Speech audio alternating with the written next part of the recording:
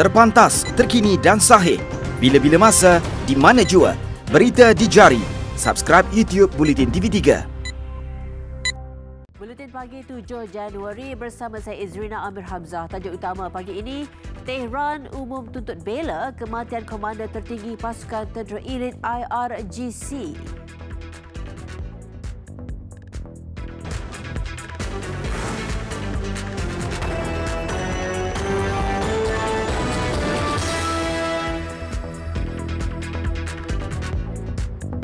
Assalamualaikum dan salam sejahtera. Mayat seorang pemandu lori ditemui dalam sebuah bilik hotel bajet di Jalan Tok Lam, Kuala Terengganu, Terengganu. Lelaki berusia 50-an itu dikatakan tidak keluar dari hotel sejak 2 hari lalu, menyebabkan pekerja hotel berasa curiga lalu melakukan pemeriksaan. Anggota bomba terpaksa dipanggil bagi mengeluarkan mayat lelaki itu yang dianggarkan seberat 100 kg. Ketua Balai Bomba dan Penyelamat Jalan Kota, penolong kanan penguasa bomba Abdullah Zawawi Muhammad berkata, 9 anggota bersama sebuah jentera dikejar ke lokasi kejadian. Pintu bilik hotel yang berkunci dari dalam menyebabkan bomba bersama polis terpaksa memotong pintu bagi mengeluarkan mangsa. Mayat mangsa ditemui dalam keadaan terbaring di atas katil dan berselimut. Mayat dibawa turun dari tingkat 4 hotel menggunakan pengusung sebelum diserahkan kepada polis untuk tindakan lanjut. Punca kematian mangsa masih dalam siasatan.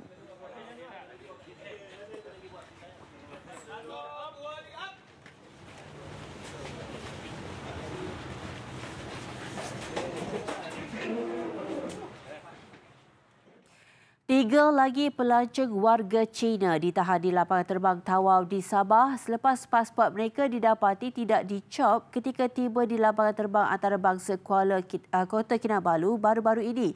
Dalam satu kenyataan, Timbalan Ketua Menteri Datuk Christina Liu berkata, Jabatan Imigresen sedang menyiasat bagaimana perkara itu boleh berlaku.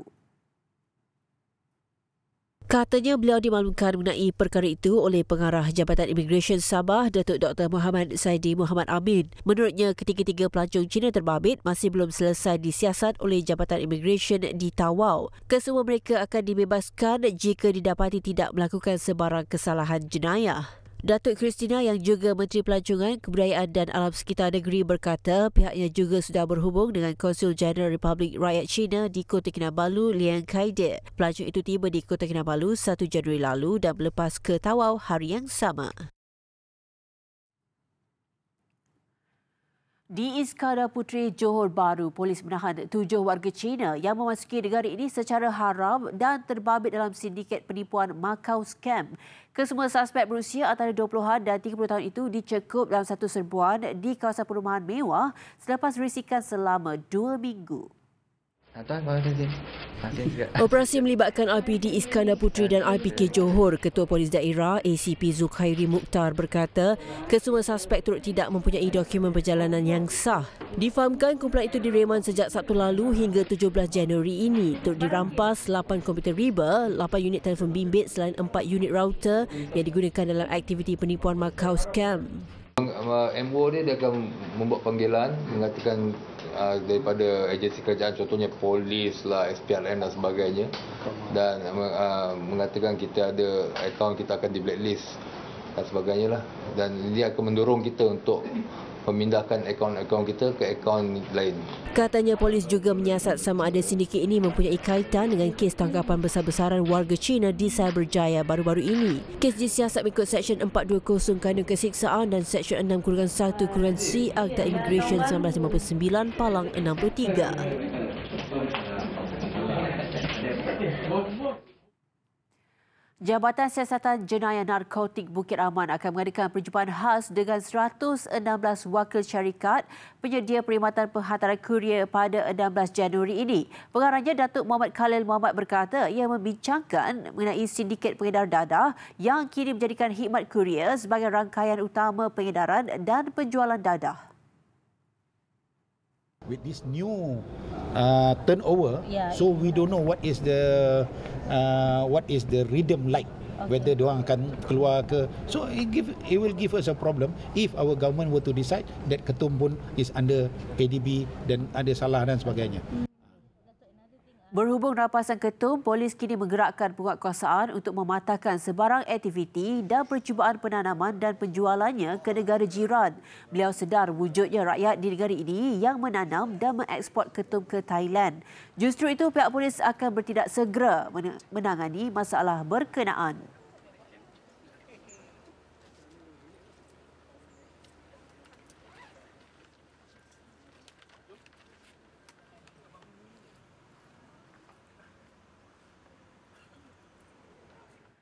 Umat Islam diingatkan supaya berhenti mengeksploitasi dan mempergunakan agama semata-mata demi memperoleh habuan dunia. Mufti Perlis Datuk Dr. Muhammad Asri Zainul Abidin memberi peringatan itu berhubung penjualan apa sahaja produk termasuk air zam-zam yang menjadikan agama sebagai sandaran dalam melariskan perniagaan.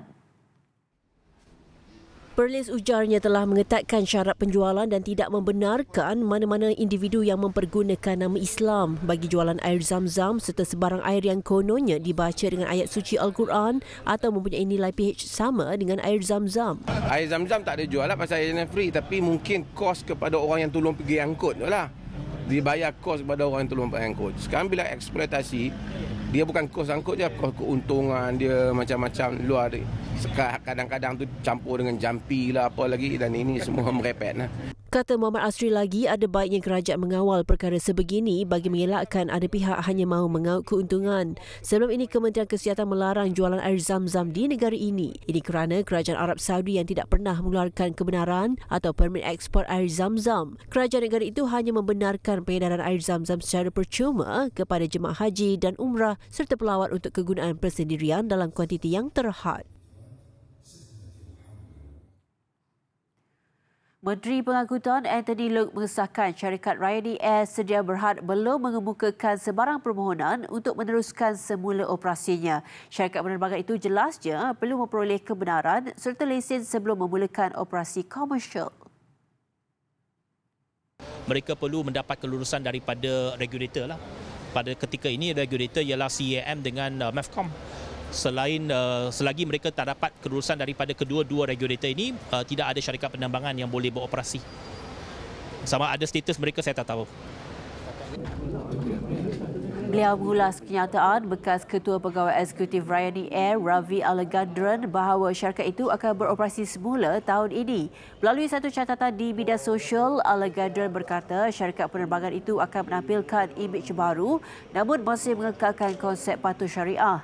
Perkhidmatan Ryanair Air bermula pada 2015 sebelum sijil pengendali udara AOC syarikat itu dibatalkan pada Jun 2016 ekoran siasatan penuh ke atas pentadbiran serta audit keselamatan terhadapnya.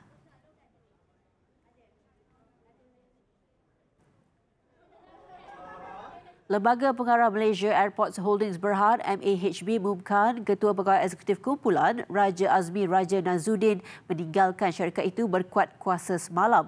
Dalam satu kenyataan, MAHB berkata Raja Azmi menyertai syarikat itu pada 1 Februari 2016 sebagai Ketua Pegawai Kewangan dan dilantik Ketua Pegawai Eksekutif 4 Januari tahun lalu. Syarikat itu kini sedang mengenal pasti pengganti beliau. Sementara itu, Ketua Pegawai Operasi MAHB, Datuk Muhammad Syukri Muhammad Saleh, dilantik pemangku Ketua Pegawai Eksekutif Kumpulan berkuat kuasa serta-merta.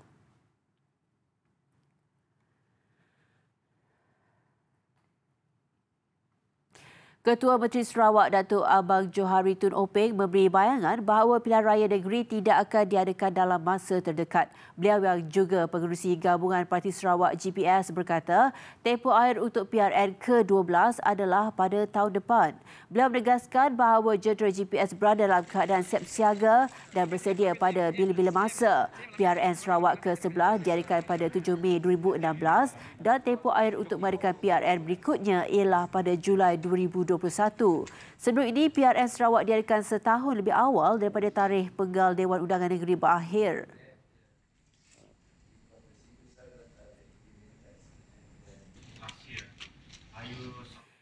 Suruhanjaya Pencegahan Rasuah Malaysia SPRM belum menerima sebarang aduan berhubung rasuah dan salah guna kuasa dalam pilihan raya kecil Parlimen Kimanis. Namun Ketua Pesuruhjayanya Latifah Koya menegaskan pihaknya sentiasa memantau perjalanan PRK berkenaan. Setakat ni tak ada laporan from day to day pihak pegawai SPRM di peringkat Sabah akan umumkan sekiranya kita terima apa-apa aduan. Tapi kami akan memantau pada setiap hari. Pada 2 Januari lalu membuka bilik gerakan bagi membolehkan orang ramai menyalurkan maklumat dan aduan berkaitan rasuah atau salah guna kuasa sepanjang PRK itu. Bilik gerakan yang beroperasi 24 jam bertempat di Pejabat SPRM Kota Kinabalu. Pegawai SPRM juga akan ditempatkan di beberapa lokasi untuk membuat pemantauan sepanjang PRK terbabit berlangsung.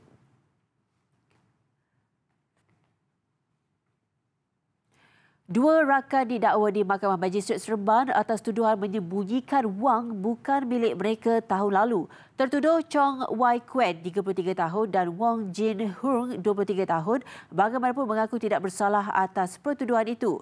Kedua-dua tertuduh didakwa menyembunyikan wang RM5,000 yang dimasukkan oleh Ching Yi Ping, 59 tahun, ke akaun bank atas nama Wai Kuen dengan tujuan mempercayai ia bukan hak milik tertuduh. Kesalahan itu dilakukan di CIMB Bank Seremban 2 pada 30 Disember lalu. Magistrate Mahyu Yusof membenarkan tertuduh diikat jamin RM3,500 dan meletakkan sebutan semula kes pada 20 Januari.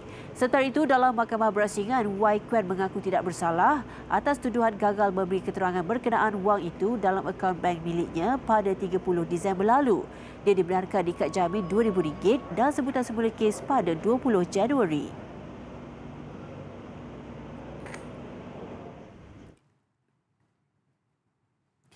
Kementerian Tenaga, Sains, Teknologi, Alam Sekitar dan Perubahan Iklim Mestek menyasarkan peningkatan kuota bagi pemitaran tenaga bersih baru NEM kepada 300 megawatt tahun ini.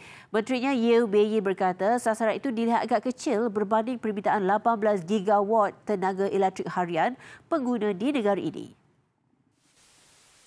Inisiatif mencapai sasaran itu akan dilakukan berdasarkan polisi baru NEM selepas pihak berkuasa pembangunan tenaga lestari Sedar meluluskan 102 megawatt tahun lalu yang meningkat 3 kali ganda berbanding 27.8 megawatt bagi tempoh 3 tahun pada 2016 hingga 2018 dan ia mendapat sambutan permintaan menggalakkan. Sebab apa yang kita tengok 300 tahun ini kita sasarkan 300 megawatt net energy metering. Maksud ya bukan large scale solar ya, bukan yang atas tanah, bukan di tempat-tempat lain tapi atas bumbung dengan adanya behind the meter.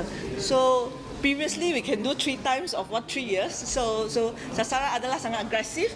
Kita looking forward sangat positif dengan adanya lebih banyak lagi syarikat yang menyahut polisi ini dan menikmati kebaikannya. Saya rasa kita boleh capai.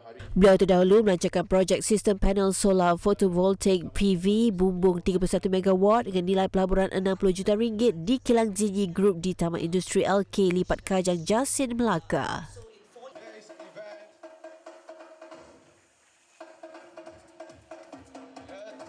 Besar impaknya. Tular selepas hasilnya. Pantas menampilkan prosiding ini secara dalam keuangan maya.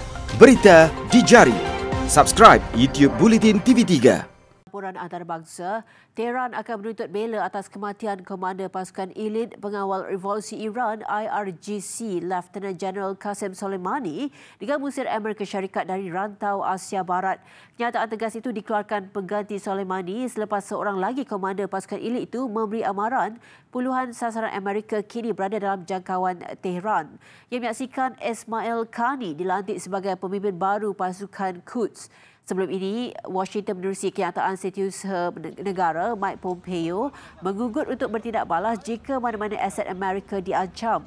Sehingga kini Pentagon telah mengarahkan 3,000 anggota tentera di rantau Asia Barat. Sementara Parlimen Iraq meluluskan resolusi menggesa pasukan tentera asing diketuai Amerika Syarikat diusir dari negara terbabit.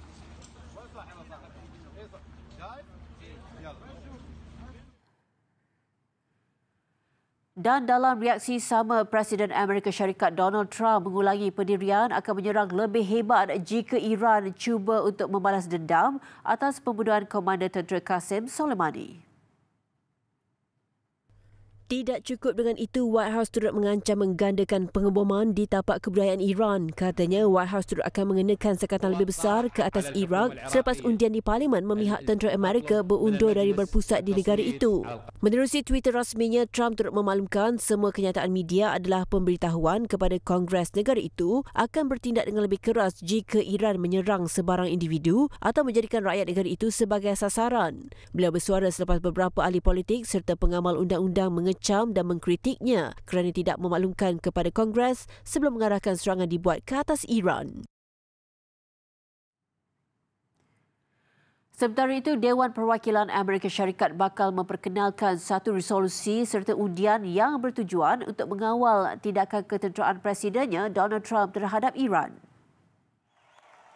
Menurut Dewan Perwakilan Amerika Syarikat, Kongres tidak dimaklumkan terlebih dahulu oleh Trump berhubung serangan yang dilancarkan di Baghdad, Iraq. Serangan yang diarahkan Trump itu kononnya mendakwa Komander Persikan Iran, Jeneral Qasem Soleimani, merancang serangan terhadap diplomat dan 5,200 tentera Amerika di Baghdad. Ia menyaksikan serangan udara oleh Amerika ke atas Iran berlaku berhampiran lapangan terbang antarabangsa Baghdad pada Jumaat lalu sehingga mengorbankan pegawai tertinggi keselamatan serta Soleimani. Ketegangan antara Iran dan Amerika telah mendapat perhatian dunia termasuk tuntutan untuk membalas dendam atas kematian yang menimpa Soleimani. Thailand membuka klinik sepenuh masa pertamanya yang mengkhususkan kepada perubatan tradisional dan alternatif berasaskan ganja sebagai sebahagian langkah negara itu membangunkan industri berkenaan. Menteri Kesihatan Awam Thailand berkata ia klinik perintis yang dibuka ekoran tidak dapat menyediakan doktor mencukupi memiliki kepakaran ganja. Tambahnya, pesakit akan menerima rawatan secara percuma selama 2 minggu pertama ini. Sebanyak 77 klinik dirancang untuk dibuka seluruh Thailand iaitu satu klinik bagi setiap wilayah. Thailand yang memiliki tradisi penggunaan ganja bagi melegakan kesakitan dan keletihan meletakkan bahan itu sah untuk kegunaan perubatan. Pengeluaran, penanaman dan penjualan ganja hanya terhad kepada pengeluar berlesen tempatan untuk tempoh 4 tahun. Ketika ini, hanya hospital dan kemudahan penyelidikan dibenar memohon pengeluaran ganja. Namun kerajaan Thailand sedang mengkaji semula peraturan untuk membolehkan peniaga tempatan memohon permit.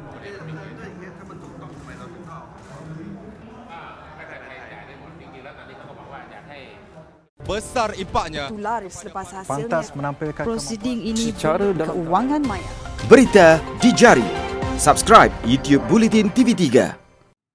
Laporan sukan 24 atlet polis diraja Malaysia PDRM yang mewakili negara di Sukan SEA Filipina pada November tahun lalu diraikan semalam dalam satu majlis khas yang turut dihadiri Ketua Polis Negara Tan Sri Abdul Hamid Badur.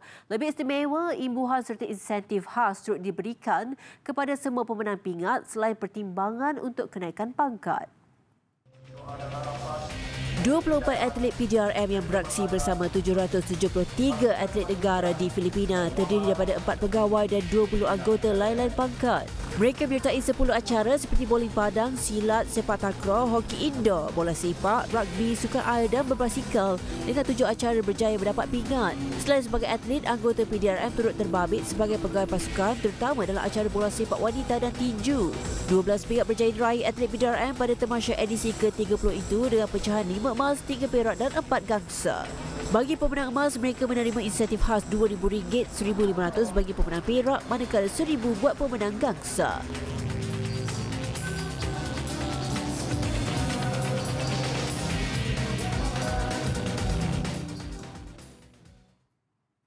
Kurang 5 minggu perlumbaan jelajah berbasikal Le Tour de Langkawi 2020. Penganjur Human Voyage kini sibuk memastikan persiapan logistik berjalan lancar tanpa sebarang isu. Terutama sekali perlumbaan di Sabah dan Sarawak. Selepas musim ini, LTDL akan membuka tirainya di Kota Kinabalu. Selepas 23 tahun, Sabah dan Sarawak kembali menjadi lokasi perlumbaan LTDL. Ia pastinya menjadi cabaran buat penganjur yang perlu memastikan transit setiap pelumba dan pasukan di kedua negara ini berjalan lancar. Kota Kinabalu akan menjadi venue bagi majlis pengenalan pasukan dan perlumbaan kriterium antarabangsa sejauh 95.2 km.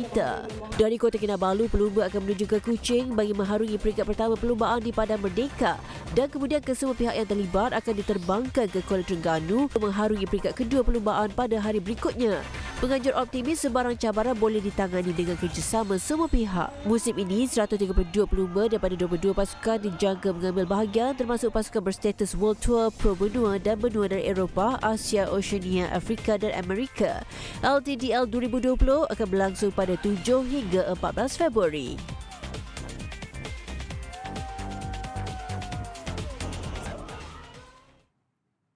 Kalender tenis tempatan terus padat bagi tahun 2020 dengan 27 pertandingan bertaraf kebangsaan dan antarabangsa diatur Persatuan Lawn Tennis Malaysia LTAM. Tidak dilupa, 3 saingan berprestij, 2 daripadanya untuk kategori remaja iaitu kelayakan Piala Fed dan kelayakan Piala Davis. Disusuli kelayakan Piala Fed bagi zon Asia Oceania yang terus akan dilangsungkan tahun ini.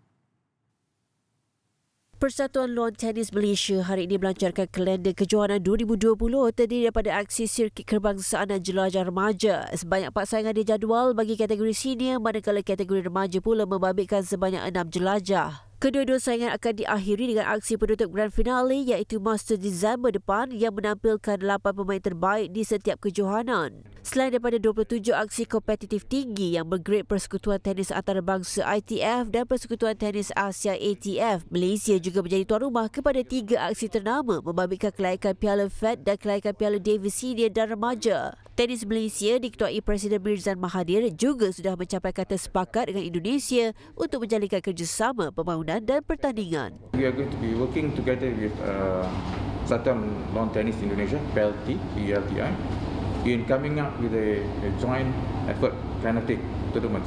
There will be tournaments held in Malaysia, there will be tournaments held in Indonesia. So the idea was to have 3 to 4 here in Malaysia, 3 to 4 in Indonesia. So crossed program. Dengan itu, sekian paparan Buletin Pagi. Terus ikuti kami dalam perkembangan berita terkini di media sosial dan digital Buletin TV3. Saya Izrina Amir Hamzah. Salam hormat dan Assalamualaikum.